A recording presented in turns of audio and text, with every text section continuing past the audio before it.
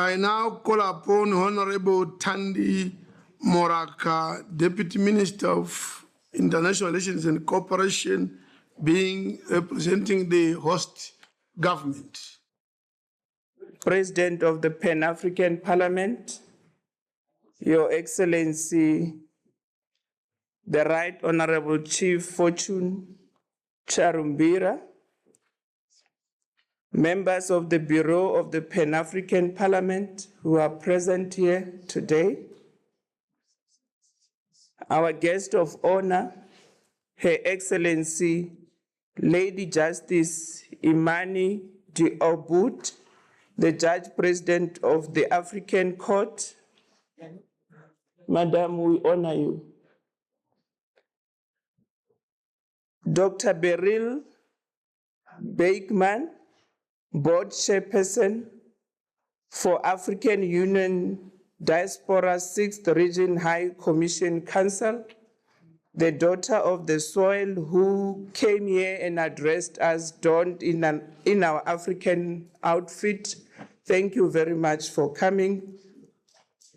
His Excellency Ambassador Marie Antoinette Rose, the CEO of the African Peer Review Mechanism, who has just given us a very energetic address to this Pan-African Parliament. Honorable Remy Ngoyi Lumbu, the chairperson of the Banjul Commission, who also addressed this Parliament virtually. Her Excellency Harman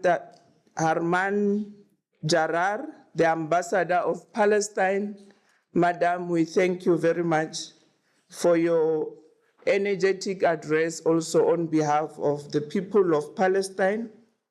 Distinguished members of this august House, members of the diplomatic corps, Excellencies, ladies and gentlemen, good afternoon.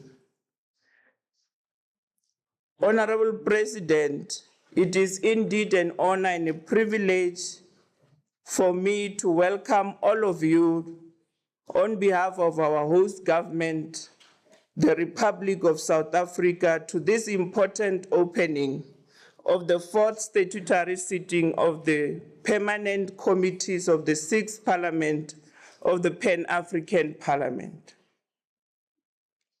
Honorable President and members who are meeting here today amidst the current unfolding geopolitical tensions that are taking place here in the continent and also globally, and I want to reiterate our call for the peaceful resolution of conflicts through dialogue and mediation, because that, Honorable President, has been the backdrop of our own foreign policy as the Republic of South Africa. Honorable President, the sitting also is convened at a historic moment marked by the recent appointment of African Union Commission senior leadership. We also need to take this opportunity to congratulate and acknowledge on behalf of the host government of South Africa to the Pan-African Parliament, the new senior leadership of the African Union following the successful election which were held during the 38th ordinary session of the Assembly of Heads of States of Government at the AU on the 15th of February 2025. The elections of the newly appointed chairperson of AU, His Excellency Mohamed Ali Yusuf, and the deputy chairperson of AU, Her Excellency Selma Haddadi, shows Africa's commitment to the values espoused in the Constitutive Act of the African Union. Can we congratulate them through a round of applause? Similarly, Honorable President and members, I wish to also acknowledge and congratulate the newly appointed African Union commissioners who were elected during the recently concluded 46th ordinary session of the Executive Council that was recently held in Addis Ababa, wherein we have seen the humbling support of your esteemed countries, wherein you ensured that South Africa got the position of the Commissioner for Infrastructure and Energy. And for that, Chairperson, we are truly honored as the government of South Africa. Mr. President, you will know that our continent is plagued by a myriad of challenges, including threats to democratic governance, issues of peace and security, and the issues of inter- and intrastate conflicts, wherein we continue to see issues of food insecurity and energy insecurity that is affecting mainly the poor and the poorest of our people. We are also continuously experiencing issues of inadequate infrastructure in the continent of Africa, but we continue to say that Africa is endowed with mineral resources. And I think it's high time as the people of the continent of Africa, we ought to sober up and make it a point that that endowment of resources that we have in the continent really benefit the people of the African continent. I'm also pleased to hear that PAP will be tabling a motion here in this sitting wherein you are going to rally behind the South African government amidst the current threats that are emerging from the White House, wherein the president of the US is threatening to impose sanctions on us as the people of South Africa. And really, it is pleasing to hear that PAP is willing to say, not one of our own, not in our name. We will defend what is best for the African people. Really, it is pleasing to hear that kind of a support coming from all of you. It is indeed our hope that the new leadership of the AU Commission, as it was recently elected, will bring to its effect of being in the office the energy to the organization of AU Commission, the fresh ideas, and also an invigorated resolve to respond to the challenges that we desperately need to address as the people of the continent of Africa, including the process of achieving and championing the Agenda 2063, the Africa that we want. Moreover, in this critical period of the second 10-year of the implementation of that Agenda 2063. Indeed, Honorable President and members, African problems really need African solutions. And it's high time we need to move beyond just mere words and move towards actioning what we have been calling for. Mr. President, the African Union theme for 2025 that is titled Justice for Africans and People of African Descent Through Reparations, close quote, is really timely and welcomed by the 7th administration of the Government of Africa, and it also helps us to define and chart the way forward, even for the Pan-African Parliament. And we want to call upon Pan-African Parliament to make it a point that that particular theme is being realized by all of us, because we have been victims of slave trade, we have been victims of colonialism, we have been victims of racial discrimination as the people of the continent of Africa. So we can't shy away from addressing issues of reparatory justice.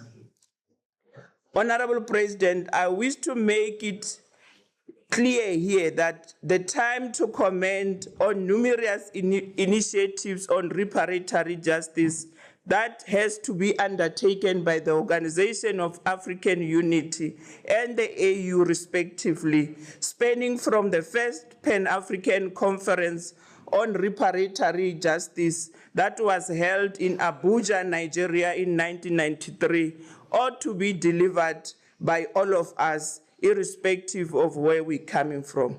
Because it is in that conference where there was a resolution on the issue of racial discrimination and also a resolution on xenophobia and other related intolerant issues that continues to befall our continent of Africa.